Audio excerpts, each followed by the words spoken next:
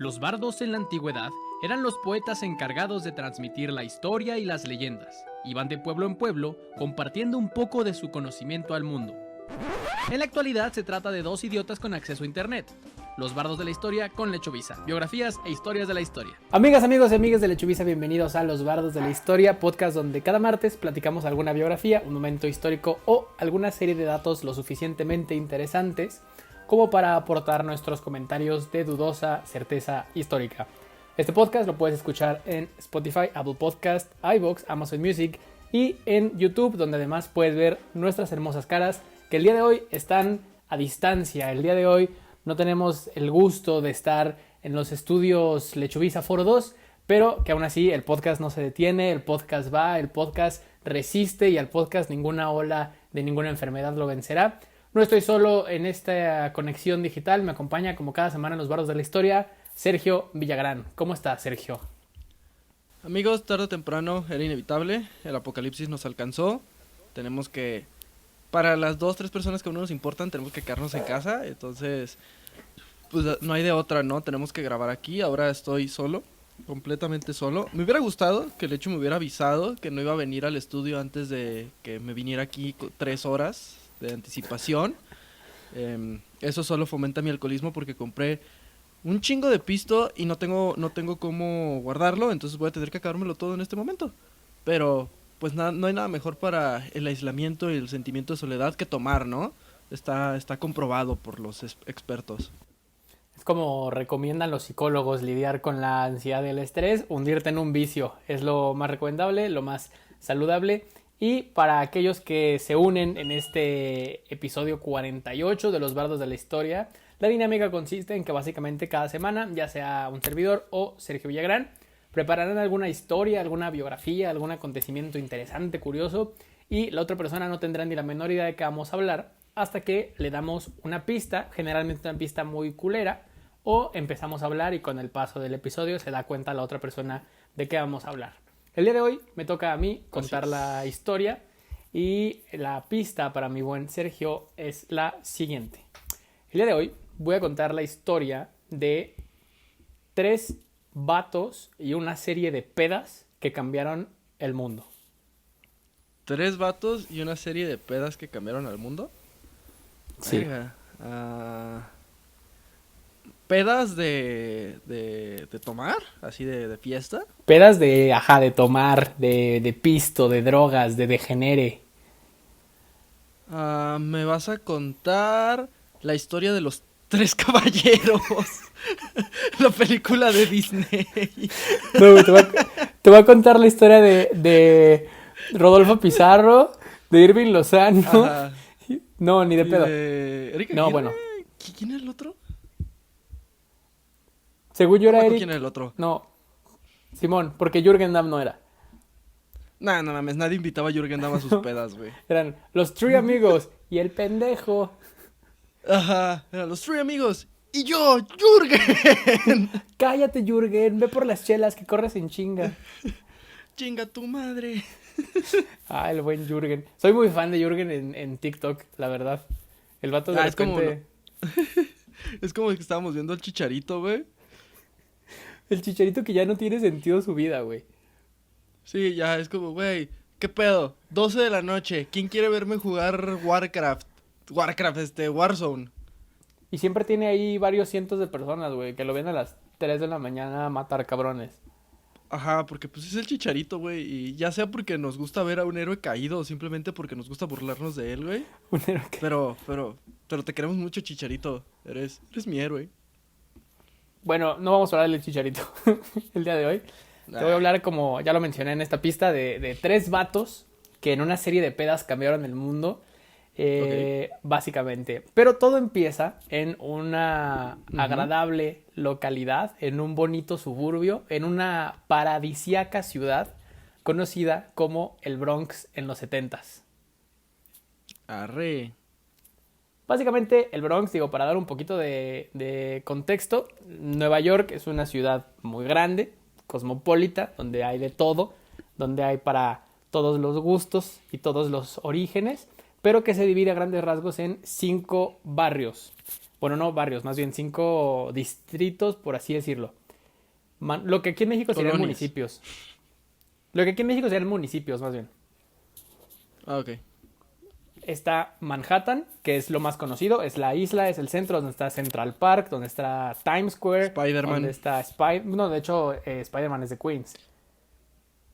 Bueno, sí, pero ya después se Opera en muda a Manhattan, ¿no? Sí, Manhattan es donde están los edificios mamalones. sí. O sea, Manhattan es donde está Manhattan es lo que vemos en las películas, básicamente. Ajá, sí. En las películas Sí. de blancos, En las principalmente. películas de blancos. Ajá. Luego está Brooklyn, que a pesar también de un origen muy interesante que luego contaré y que era más bien la zona como de almacenes, industrial de Nueva York, pues ya también es una zona súper hipster donde puedes comprar donas y bagels de $9.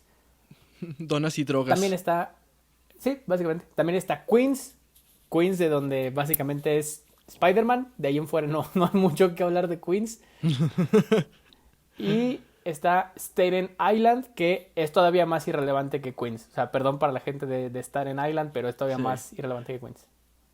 Siempre les tiran mierda, ¿no? A los de Staten Island en las series y eso. Me acuerdo en la de Brooklyn Nine-Nine, cuando van a transferir a Terry, que Terry dice, pero ustedes me pueden venir a visitar a Staten Island, y todos dicen, bueno, nosotros somos 7, tú nomás eres 1. Simón. Sí, va a estar culerón, ¿no? Güey, qué buena serie, pero sí, está culerón. Y la quinta es la mencionada el Bronx. El Bronx es lo más al norte que existe de estos 5 municipios en Nueva York y básicamente está separado del centro de Manhattan por el Harlem River. Todo Nueva York está rodeado de ríos. El Hudson, el River, etc. El Harlem, perdón. El Bronx es como la parte... Lo que yo voy a hablar es el sur del Bronx. ¿Harlem no era una zona? Sí, Harlem es una zona del norte de Manhattan que pega con el sur del Bronx. Ese es el límite. Pero también está pegada, ¿no? Porque también hay mucha comunidad afroamericana, ¿no? En toda esa zona. Sí, pero el Harlem es de Manhattan. Oh, ok. ¿Te das cuenta que el Harlem Manhattan es un municipio, Harlem es una colonia dentro de ese municipio? Ok. Que es como también en Manhattan hay colonias Broadway, Central Park, East Side, Wall Street. Esas son las colonias. Harlem es como Arenales. Aquí en No, Guadalajara. pero todavía está muy fresa. No, Harlem es como... ¿Qué te diré? ¿Sí?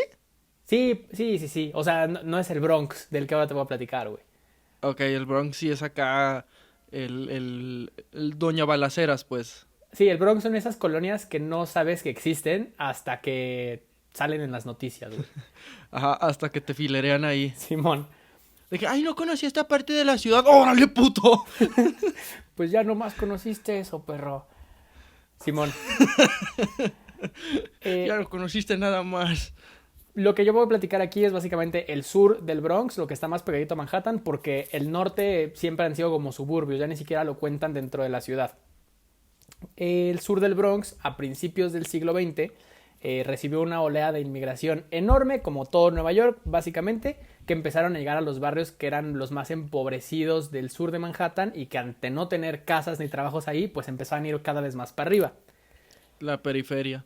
Exactamente. Nada más que en Manhattan no tienes a dónde ir para abajo porque es el mar, entonces se van todos para arriba. Yo siento que uno que otro sí lo empezaron intentó entonces a de desarrollarse güey, viviendas. podemos vivir abajo del agua. Empezaron a empujar Manhattan. ¡Empujen! Como Patricio. ¿Qué tal si movemos Manhattan hacia el océano? Simón, güey, eso hicieron, no les funcionó, evidentemente, así que tuvieron que irse hacia arriba, hacia el Bronx.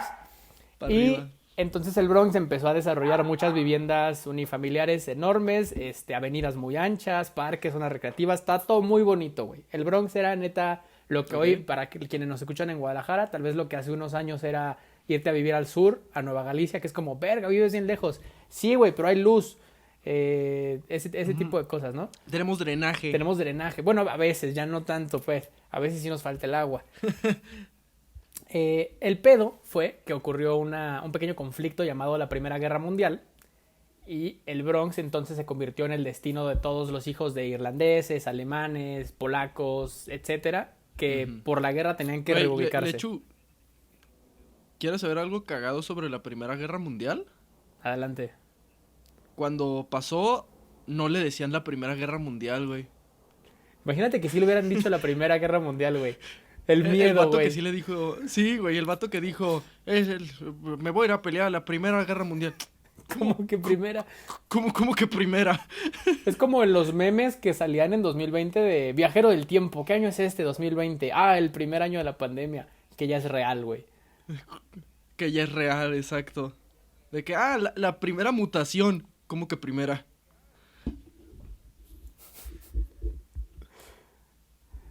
Ya bien mal, ¿no? Así de que esto es antes o después del asesinato del archiduque. Básicamente, básicamente lo que sucedió con la Primera Guerra Mundial es que esta zona que había estado como chida, era cool y ya estaba desarrollándose, pues empezó a llegar gente a lo pendejo, o sea, gente que ya no bastaban las poquitas habitaciones y poquitas casas que existían para albergarlos. Entonces, la fama que tenía el Bronx, que era de un municipio de familias bien, clase media, pasó a un municipio obrero y que después pasó a un municipio muy ruidoso y de desvergue. Estas familias entonces entraron a muchas rentas y muchos departamentos de un programa que estaba en esa zona, en esa época en Nueva York, que era pisos de renta controlada, es decir, llegaban ahí a vivir muchas familias que no tenían para pagar la renta y el gobierno ayudaba a que no subiera la renta, porque pues era un pedo que nomás así podemos darles espacio. El pedo es que de hecho Donald Trump hizo parte, bueno, no sé si Donald Trump o su papá tenía varios pisos que eran de renta controlada, ¿no? Y que el vato era un ojete, güey, porque era de que, o sea, sí, pero no pueden haber italianos, judíos, negros, chinos, mexicanos. Sí. Ya sabes, una fichita. Y luego les llenaba de pulgas los departamentos para que se fueran, güey. ¿Cómo? ¿Cómo, güey? ¿De no dónde sé, sacaba las pulgas, güey? Tenía un dealer de pulgas. Tenía un dealer de pulgas. Güey, ¿a cuánto la bolsita de pulgas? Un pulguero. Es que hasta para ser culero hay que ser ingenioso, güey. Eso sí se lo concedo, güey. Es un culero ingenioso. El punto es que en poquitos años la convivencia se fue al pito. O sea, todos en el Bronx empezaron a llevarse de la verga porque empezó a haber muchísima delincuencia. Y los que eran los antiguos vecinos pues exigían que hubiera una solución. Entonces Nueva York responde con construir una nueva ciudad llamada Co-op City, que eran edificios enormes dentro del Bronx donde iban a albergar a todas las familias que tuvieran algún problema. Entonces en un solo edificio metían 200 familias a la chingada, 300 familias. ¿Cuál fue el pedo con todo esto? El pedo con esto fue que las viviendas alrededor de estos edificios empezaron a caer su precio muy cabrón y las personas... Ok. Yo pensé que literal a caerse encima de la gente y yo, verga, esto, güey, ya, demasiado rápido. No. Las viviendas alrededor de estos edificios nuevos empezaron a devaluarse muy rápido, güey. Entonces era el poquito patrimonio que tenía la gente, ante lo cual, en los años... Era plusvalía a la inversa, ¿no? Simón, en los años 70 y 80, cuando era más salvaje, pinche Nueva York, y neta te podían matar sin la menor provocación, el peor lugar justamente era el Bronx, porque ya significaba que era un barrio pobre, marginal, peligroso, y nadie de Manhattan quería ir para allá, güey. Inclusive a mí me ha tocado ir a Manhattan y que me digan, no vayas al Bronx, 30 años después, güey. O sea, siguen arrastrando muchísimo este pedo. Lo que sucedió fue que justo en los 70s, principios de los 70s, la gente, para que su casa no siguiera devaluándose, contrataban pirómanos para que encendieran sus casas y cobrar el seguro. La verga. No mames. A huevo. Como Moe cuando quema su taberna, güey. Creo que en la serie la ha quemado como 6 veces el cabrón, güey. Pues básicamente eso estaban haciendo, güey. A tal punto que a mediados de los 70s, el 40% de las viviendas del sur del Bronx habían estado incendiadas o ya estaban completamente incendiadas. El 40%, güey. Es un chingo, güey. Güey, neta, hay videos, hay fotografías de la época en el Bronx que parece Afganistán, güey.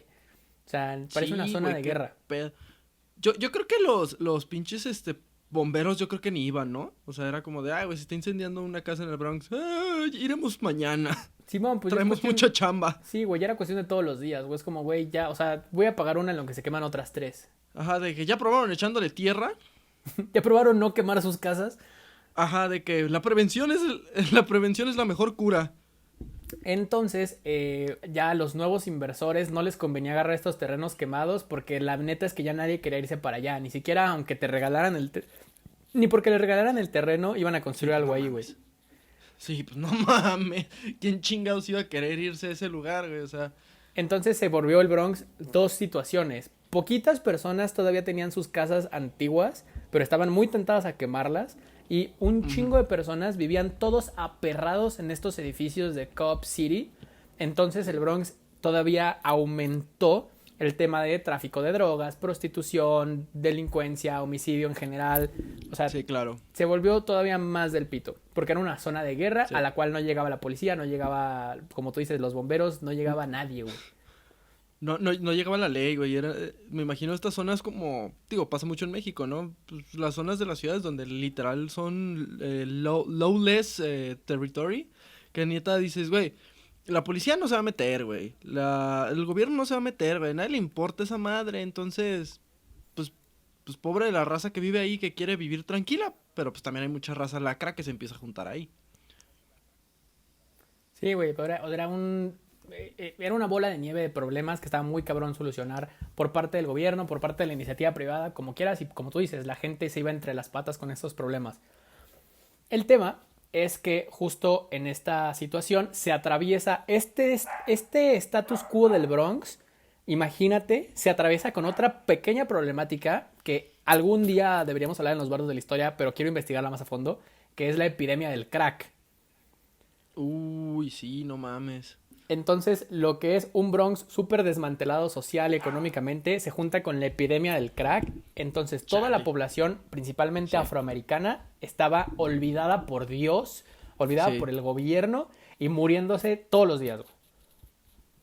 Sí, que a mí se me hace bien cabrón ese pedo del crack, güey. Que literal fue como... ¿En qué años estás hablando? ¿Como los 80s, 90s? Mediados 70s empezó esto y hacia los 80s. Sí. Se me hace bien cabrón ese pedo porque, pues, como podemos ver en documentales como Cara Cortada. No, pues, pero en todas estas historias de cómo la cocaína empezó a ser así como la droga de moda en Estados Unidos.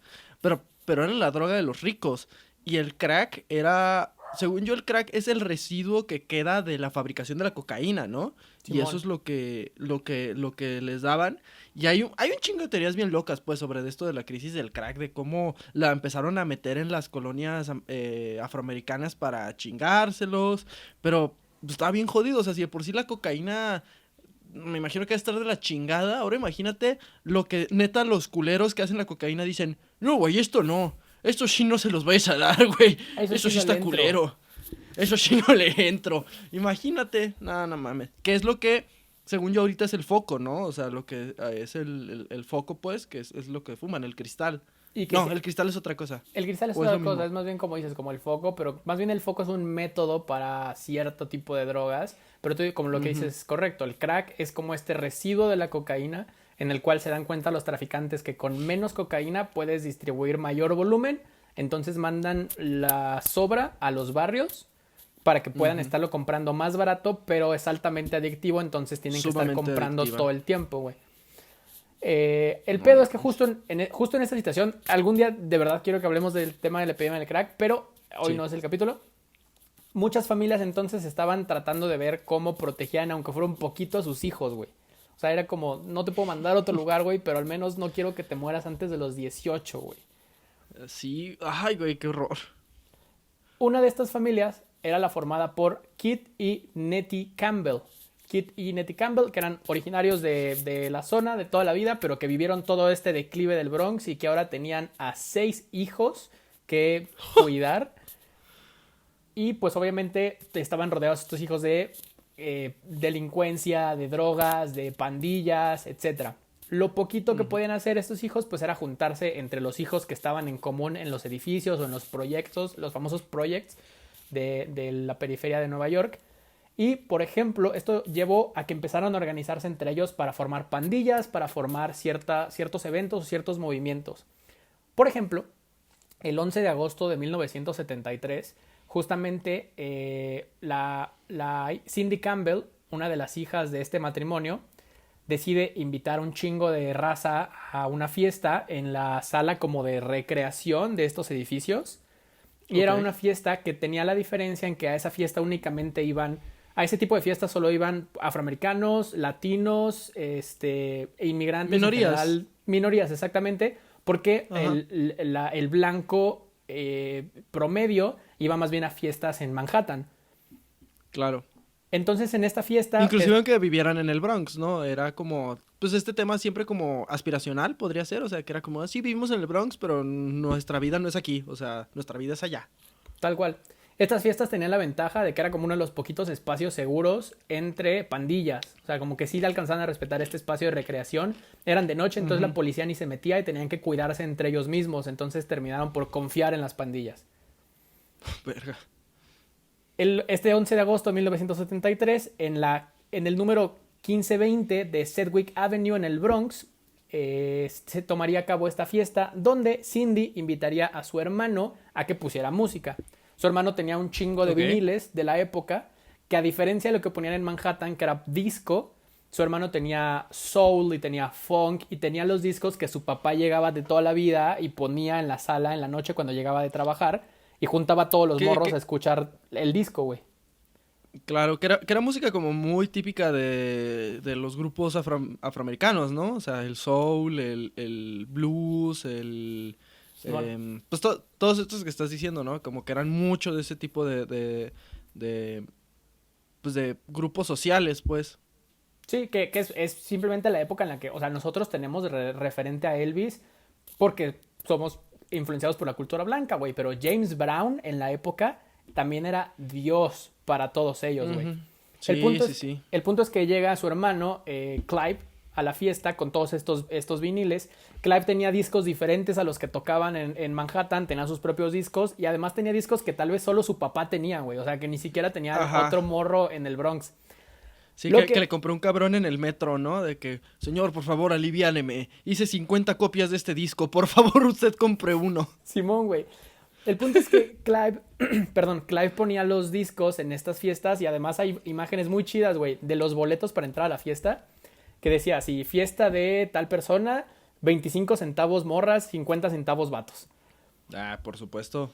Esta fiesta estaba, como ya te decía, en el lugar común del edificio y Clive, de 18 años y de origen jamaicano como toda su familia, se empezaba a ser conocido en esas fiestas por un nombre de DJ. Clive le dedicaba machín al gimnasio, estaba mamadísimo, entonces le empezaron a decir Hércules o Herc y su nombre de DJ era Kool Herc. DJ Kool Herc. DJ Kool Herc. Okay. Simón. Saludcita. Gracias. Kool Herc durante estas fiestas tocaba un disco de soul y el disco de soul siempre tenía esta parte, todas las canciones, en la cual había hacia la salida de la canción un movimiento de percusiones que era caja y bombo, caja y bombo. Y allá lo complementaba con algo más el artista en cuestión. Lo que hacía Kool Herc es que detenía el disco cuando estaban en ese momento, lo cortaba la canción y volvía a poner del otro lado en otra tornamesa un disco que empezara justamente en esa canción, digo, en esa parte, en la parte de las percusiones de bombo y caja. Hacía sus mixes, pues. Mixes súper rudimentarios, güey. Estaba sonando una canción. Sí. Llegaban al bombo y caja, paraba el disco y al lado tenía otra tornamesa en la que empezaba otro disco con la canción en el mismo lugar, güey. Entonces... Güey, se me hace muy cagado ese pedo porque... O sea, ¿qué tanto... ¿Qué tendría que haber pasado para que dijeran, verga, güey, puedo hacer esto, güey? O sea, sí siento que tendrían que haber estado mamando de que un rato y... A ver, güey, suena parecido, güey. A ver, güey, aguanta. Y conseguir otra tornamesa y está muy cagado ese pedo, güey. lo que hacía Kool Herc es que este pedo lo hacía constantemente durante toda la noche con discos que solo él tenía y que de hecho hay entrevistas recientes a él donde se niega a decir cuáles eran sus discos. Porque dice, no, güey, eran mis viniles, yo los conseguí, váyanse a la verga, consíganlos ustedes. Ajá. Y la gente empezaba a bailar justo en ese momento en el que Kool Herc hacía los cortes. Entonces, a ese momento, la gente lo empezó a decir como que Kool Herc hacía fiestas donde rompía la canción, donde hacía un break. La gente empezaba a bailar en el break. La gente empezó a hacer break dancing. Break dancing. Mientras Kool Herc hacía todo esto, tenía un compañero que también era conocido como Coke La Roque en esas fiestas, que simplemente iba dándole la bienvenida a la gente al lado con un micrófono. Y decía, hey, ¿cómo están? Bienvenidos. Como sonidero. Como sonidero, güey. Y el vato, hay una entrevista muy perra, güey, en un documental que vi en Netflix para este capítulo. Lo vi hace varios años, pero lo volví a ver para el capítulo. Donde dice que lo que hacía él en el micrófono es que decía los nombres de sus compas y les decía cosas como, hey, tu carro está mal estacionado. Y los compas ni siquiera tenían carro, güey, pero lo hacía para que las morras creyeran que el vato tenía carro, güey. Ah, perro, güey. Una verga, güey. No. Tiraba esquinita, güey. Era hype man, era sonidero, era acá, tiraba wingman, güey. No, cabrón, le tiraba esquina a todo el barrio, güey. A todo el barrio. Cabrón, Estas fiestas siguieron sucediendo porque ya era una sensación lo que Kool Herc y Coke La Roque estaban haciendo. Entonces, ese es el primer nombre. Kool Herc. Kool Herc. Simón. Mientras todo esto sucedía, en el Bronx había muchas otras familias que también la estaban pasando del pito. Una de ellas era la familia de Joseph Sadler, una familia que emigró a Estados Unidos desde Barbados. Y llegaron directamente al Bronx. También eran varios hijos. Joseph, uno de ellos, fue al Instituto Samuel Gompers, que era una escuela de formación profesional, y tenían que hacer una carrera técnica y él se especializó en lo que tuviera que ver con herramientas técnicas o eléctricas, como electricista, por así decirlo. Era un electricista, Ajá, una carrera técnica de electricista. Arre. Al mismo tiempo que con Kool Herc, su padre era un gran aficionado de la música afroamericana, entonces llegaba todos los días con viniles o conseguía o se los prestaban o no sé cómo los conseguía, pero llegaba con viniles nuevos para que los escucharan. Y llega el día en el que su padre llega con el primer tornamesa a la casa. Este morro, que estaba súper obsesionado con cómo funcionaban las cosas eléctricas, descubre que de una caja empieza a salir sonido y se vuelve loco, güey, porque no podía entenderlo. Que a la fecha yo no lo entiendo. A la fecha yo no sé, güey, cómo pasa, güey. Sí, lo asumo. Sé que mamamos mucho, güey, con eso, pero es que neta, o sea, vuelvo a lo mismo, güey. Yo no podría explicarle a alguien del pasado, es como, güey, tenemos una máquina misteriosa que reproduce sonido. Oye, ¿y cómo funciona? No tengo ni puta idea. Entonces lo que hizo este morro fue querer tener cada vez sonido más grande, más fuerte, que sonara más su casa, güey. Entonces se iba a todas estas casas destrozadas por los incendios a ver quién de ellos tenía bocinas, cables, resistencias, pilas, lo que fuera.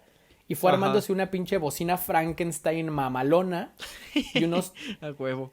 Y unos tornamesas hechizos de cajas de zapatos y cajas y closets de fruta, güey, y chingaderas güey, así, güey. Puertas, etcétera, güey. Entonces hizo sus tornamesas con lo poquito que aprendió en la prepa y con lo que se encontraba de chatarra en el Bronx. Qué chingón. Mientras él empezaba a mezclar, pues también empezó a ir a fiestas como las de Kool Herc. Y se daba cuenta de lo que hacía Kool Herc, que era, sonaba la parte del break, paraba la canción y prendía la canción del otro lado con el otro break. Eso es lo que hacía Kool Herc. Pero él decía, este pedo en el cual tú apagas la canción en el break y prendes la canción en el break, hace que tengas dos problemas. Tienes un segundito en el que no hay música y además está cabrón atinarle siempre al break.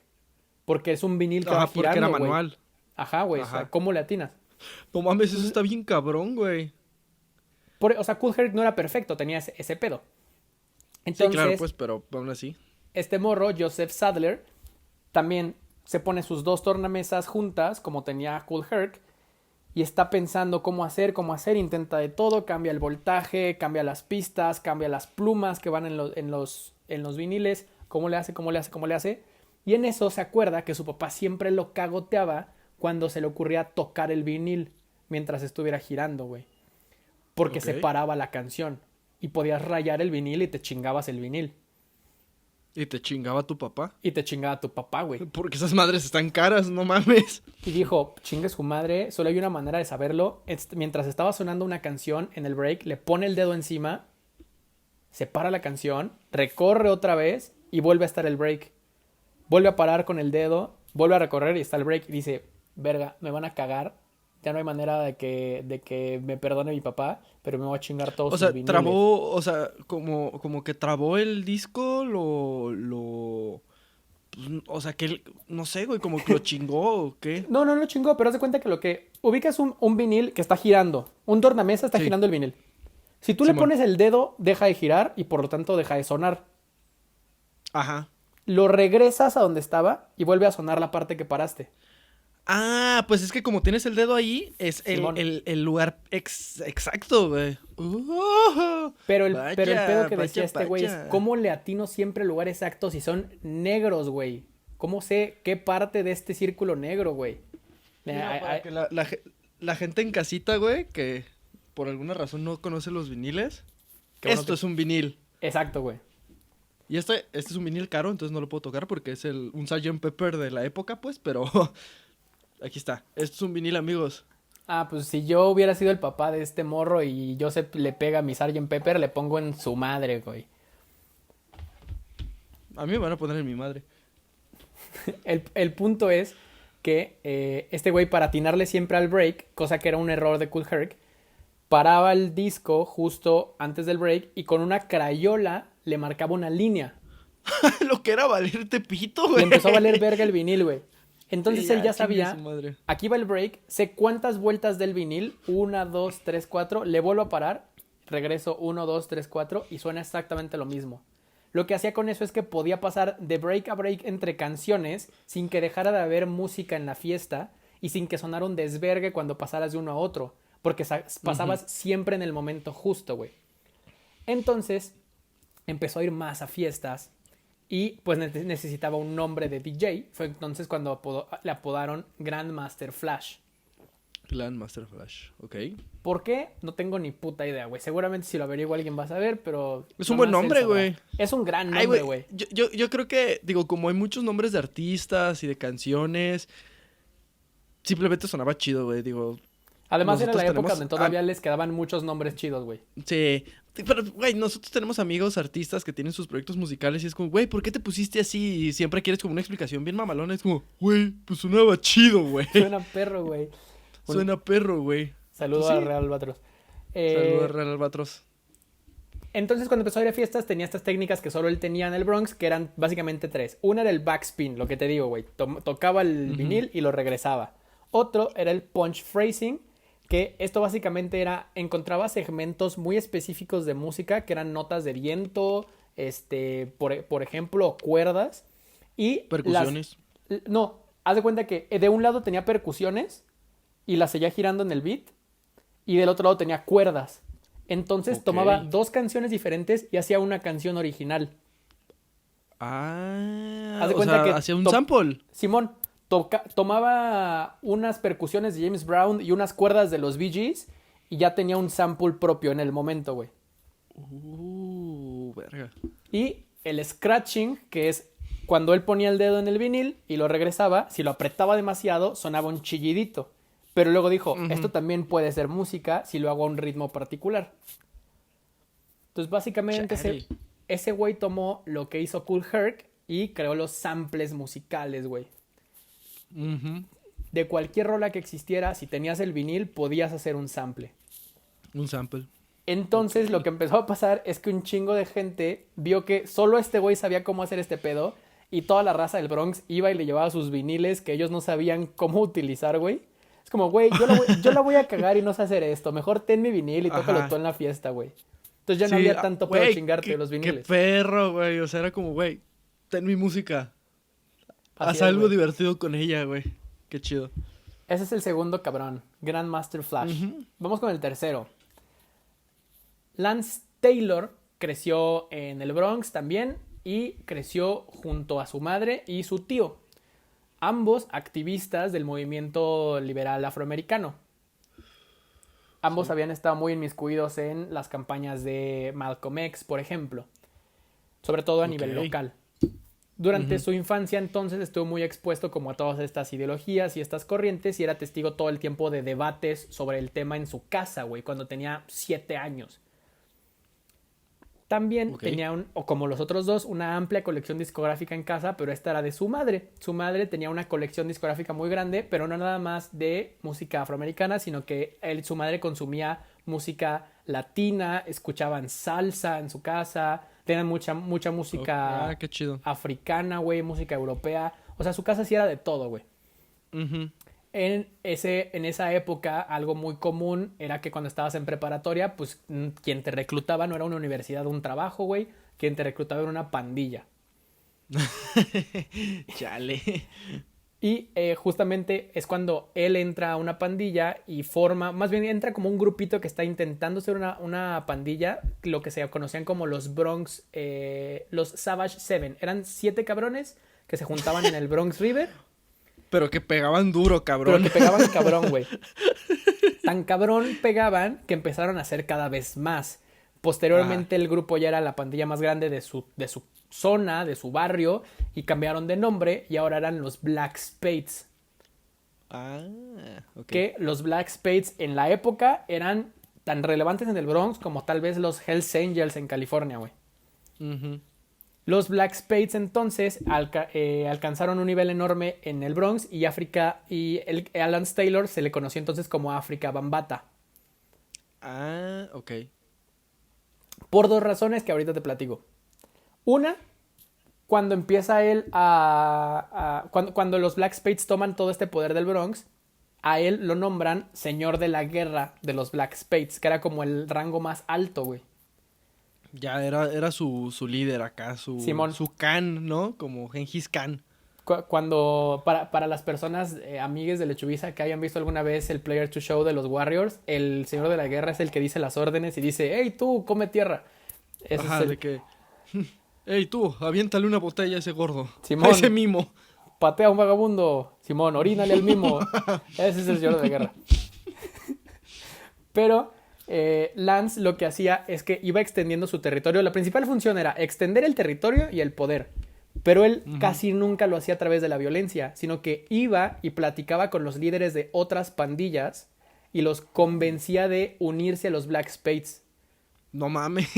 Entonces, Ese güey tenía elocuencia al 100%, güey. güey, era el Arturo Elías Ayub de las pandillas, güey. O sea, iba, negociaba y generaba su monopolio de pandilla neoyorquina.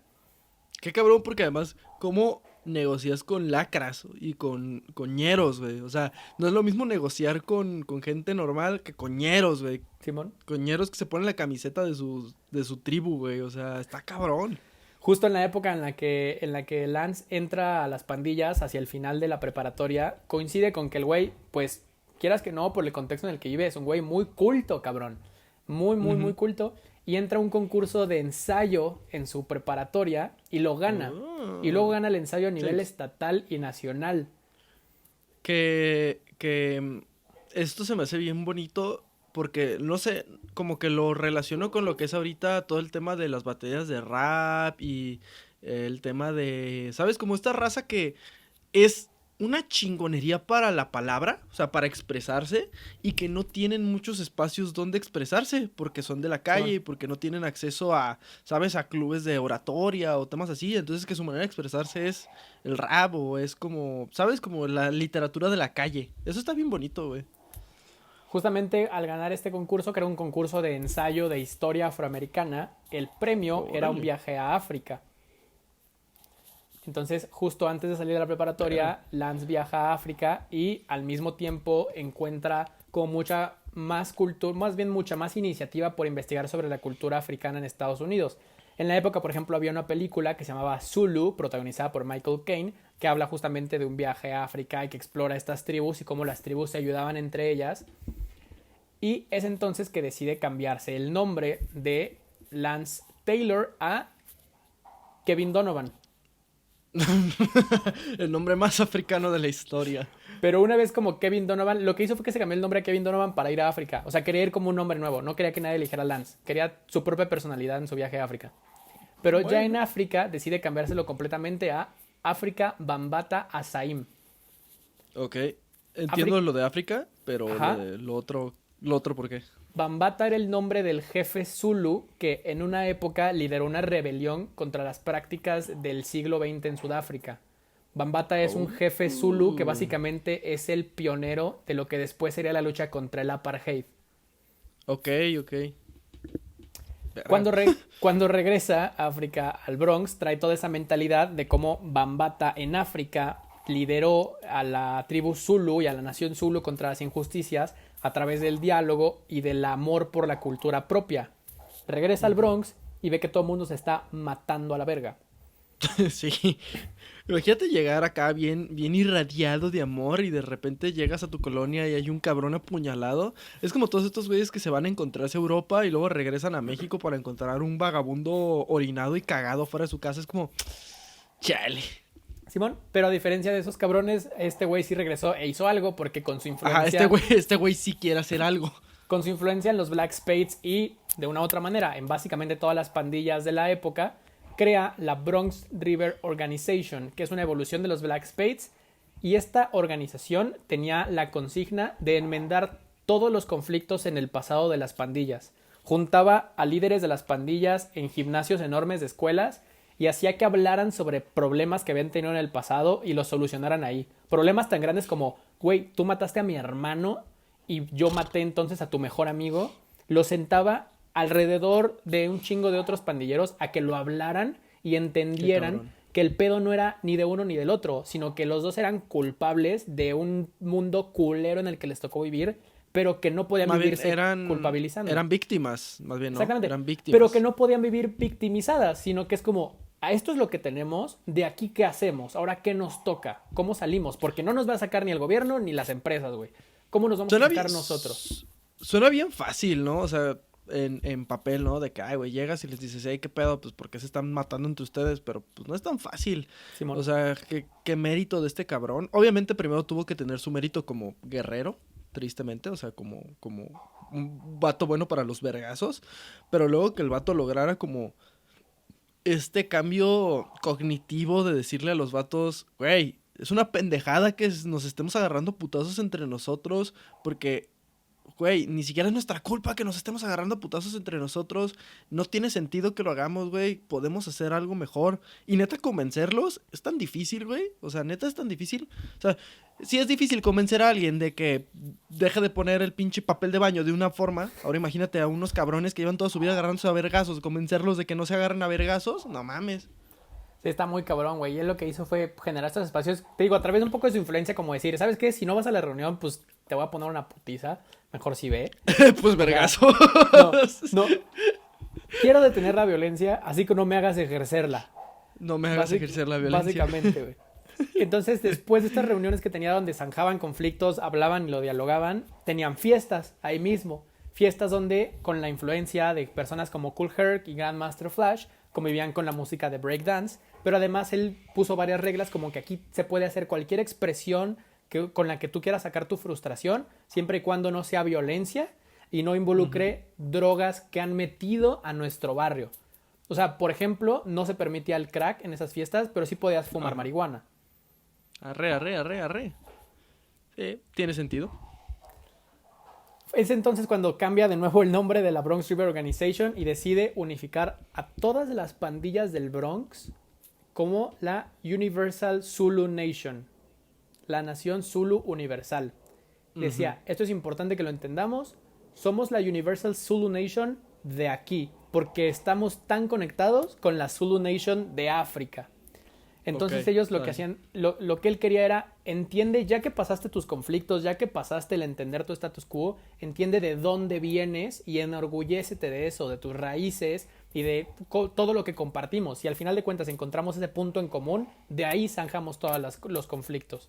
Claro. Entonces empieza a organizar estas fiestas donde empezó a asumir un lema bajo el cual realizaban 4 actividades y que con el conocimiento formarían los 5 elementos de esas fiestas. Los 5 elementos de esas fiestas y de la Universal Zulu Nation son la música de los DJs, porque la música de los DJs con, congloba tanto a la música de los afroamericanos que han estado en Estados Unidos durante años, pero también a las corrientes de percusiones de nuestro Zulu Nation en África, el liricismo y la poesía, que eran sí estos güeyes que se paraban a decir mamadas en las fiestas, pero también cómo a través de la palabra, de la rima y de la prosa podías expresar lo que estabas viviendo en el Bronx y cómo y sobre todo lo que él decía, la rima y la prosa y las palabras bellas no son solamente de los blancos para expresar lo bien que les va a ellos, sino también de nosotros para expresar lo que vivimos, no que nos vaya mal, sino lo que vivimos. Lo que vivimos, así el pedo es como, güey, no nomás los blanquitos pueden decir mamadas, también ¿Sí, nosotros podemos. El baile de los B-Boys, que eran los que bailaban breakdance, los B-Boys, las B-Girls, básicamente ese baile era, aquí nos estamos divirtiendo, estamos esparciendo y no se parece en nada a la fiesta de Manhattan. O sea, tú puedes ver un video de una fiesta del Bronx y parece otra cosa que lo de la fiesta de Manhattan, pero estamos haciendo lo mismo, güey, nos estamos divirtiendo. Y el arte del graffiti. El arte del graffiti era a través de esta unión que hemos formado, decoremos de nuevo el Bronx. El Bronx es una zona de guerra, güey. Llenémoslo de colores, básicamente. Entonces, por eso, a partir de ahí, el Bronx y los metros y los edificios y todo totalmente grafiteado, güey. Es como este pedo, digo, no sé por qué, bueno, chance tiene que ver con esto. A la cultura afroamericana siempre se le ha, en Nueva York, pues, siempre se le ha asociado con los grafitis, ¿no? Y con todo este pedo, como Miles Morales, que como que, no sé, tanto en la película, en el juego, en los cómics, el vato es grafitero. Y está bien chingón cómo asocian como ese pedo del graffiti, el tema callejero, con el tema de ser ¿sabes? Como de barrio y ser negro. Está chido, pues, o sea, porque vuelven algo que es negativo, o sea, o que se ve como negativo, en un rasgo positivo y de personalidad. No, y sobre todo, o sea, era de personalidad, pero hasta ahora que lo investigaba lo entendí como que no nada más era la personalidad de quien grafiteaba, sino también era cómo reconstruimos a partir del diseño la zona que nos arrebataron, güey. Básicamente. Sí, también, o sea, porque imagínate como el cambio cognitivo de, no sé, pasas y ves un pinche edificio todo quemado a la chingada y de repente lo ves y está lleno de color. Simón. Dices, qué chingón, güey, o sea, y es color, además que sabes que vino de propia gente de tu barrio, ¿no? Entonces eso va a estar chido. ¿Qué es lo que hacen mucho todavía aquí en México con estos proyectos de recuperación de espacios públicos? Sí. Que llegan y, digo, sí los remodelan, pero también contratan raza del barrio para que pinte, para que haga murales. Eso se me hace bien chido, güey, porque si alguien de tu propia colonia, así de que, güey, tal cabrón, tal morrilla, son una verga para hacer murales, los contrataron para, no sé, tal parque donde antes se juntaba puro malandro, los contrataron y pintaron, hicieron acá un mural chido, güey, pues lo sientes como más tuyo, más cercano, ¿no? Porque es de alguien que conoces y sientes como que ese espacio se vuelve más de la comunidad. Tal cual. Entonces lo que hizo Afrika Bambaataa con esto era, juntó 5 elementos originarios de la Zulu Nation, que era, te digo, la música, las letras, el baile, el graffiti, y el quinto elemento era el conocimiento. Tenían la consigna de esparcir lo que habías aprendido en el Zulu Nation con otras personas que aún no lo sabían. Ok. A esta cultura, para hacerlo más sencillo, lo llamó como una cultura del movimiento hip hop. Hip asumía o hacía referencia a aquello que estaba de moda y que nos representaba. Y hop asumía a el salto que vas a hacer para salir de esta realidad. Exacto, güey. Simón. Pues es de esta manera que unen Afrika Bambaataa los 5 elementos del hip hop, como él le llamaba. Grandmaster Flash, la tecnología y la visión para samplear música como no se había hecho nunca antes. Y Kool Herc, esta identificación de los ritmos afroamericanos y de una parte en lo singular que nos unía o que les unía a esas personas más bien con sus orígenes en África, que se crea el movimiento del hip hop. A partir de ahí, el resto es historia. A partir de ahí vendrán nuevos DJs, vendrán nuevos innovadores, vendrán nuevos poetas, vendrán nuevos líderes, pero estas tres personas son a las que hoy en día se les conoce como la divina trinidad del hip hop en la música. ¿Y dudas, algún día se juntaron? O sea, como que esos 3 güeyes se juntaron o nunca. Güey, se topaban todo el tiempo en fiestas, güey. Ok, pero nunca fue como, güey, hay que juntarnos para hacer algo. O sea, siempre fue como, pues como que nosotros estábamos en nuestro pedo y de repente se fue formando.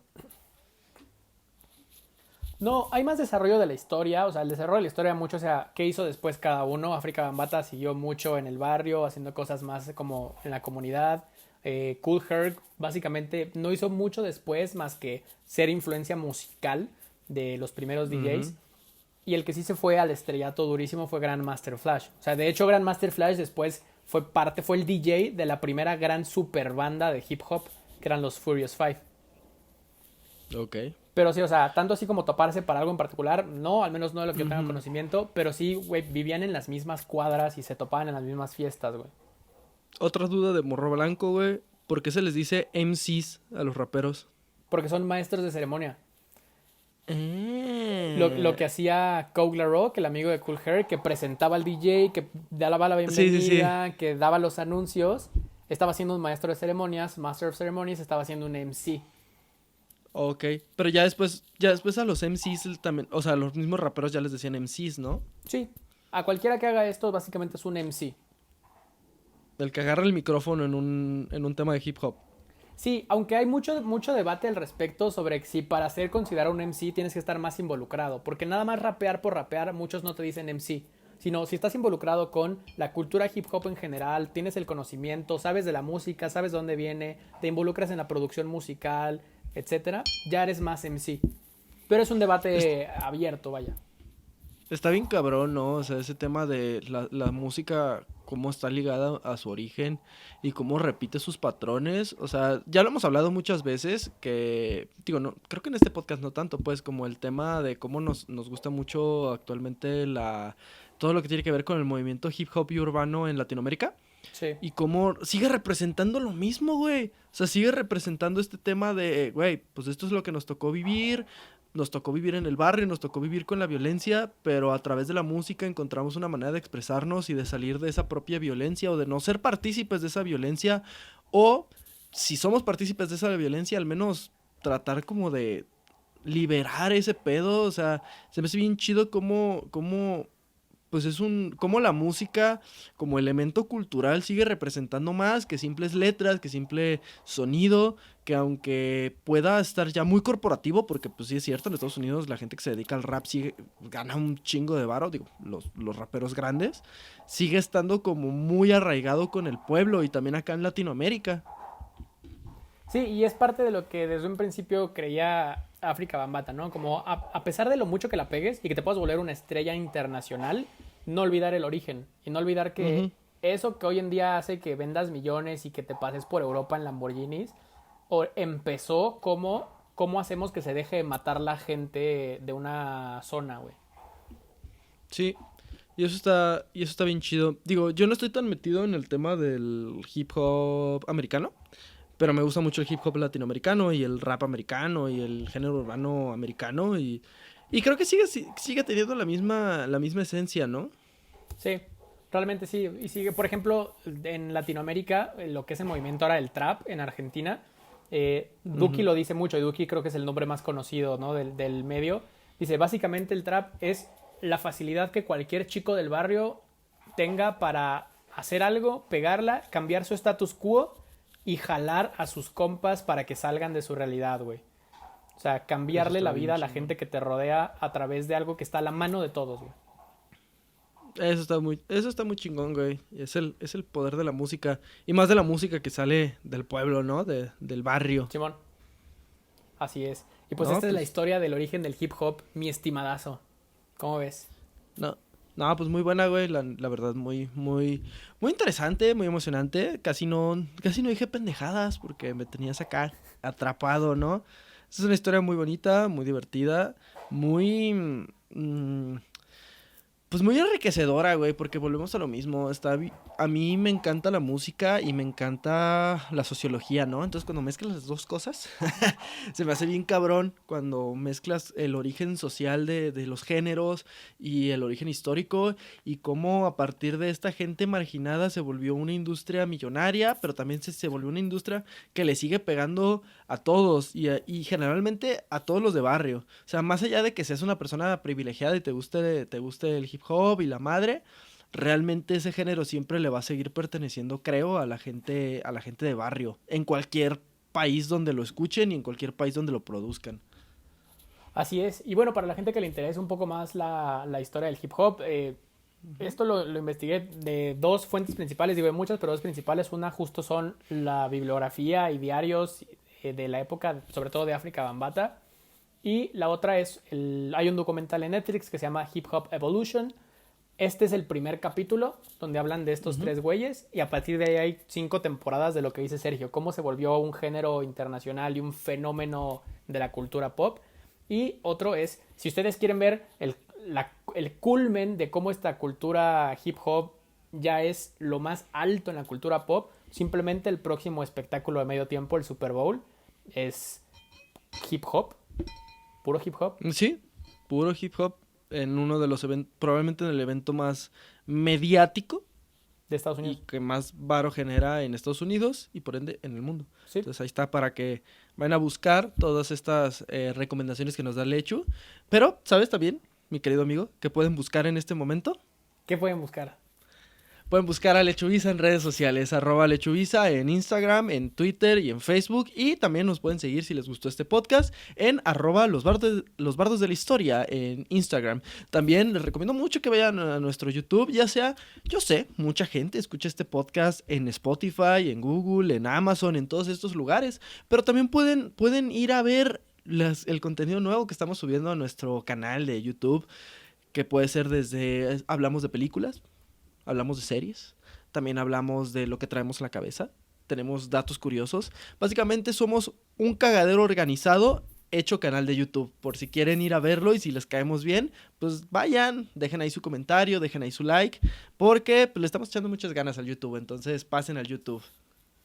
Así es, nosotros fuimos los bardos de la historia, les recordamos cómo cada semana El rap no está muerto, güey. cuídense y mantengan su sana distancia. Ajá, y nunca toquen un vinil. Sí, Porque... no, a menos que sean Grandmaster Ajá. Flash, y no, yo les Sí. pongo una putiza, yo. Ajá, porque no mamen, esas madres están bien caras. Sergio tocó el Sgt. Peppers, ¿cómo creen que le va a ir? Sí, el siguiente episodio voy a salir con el ojo morado. Qué bueno. Nos vemos, cabrón. amigos. Qué bueno.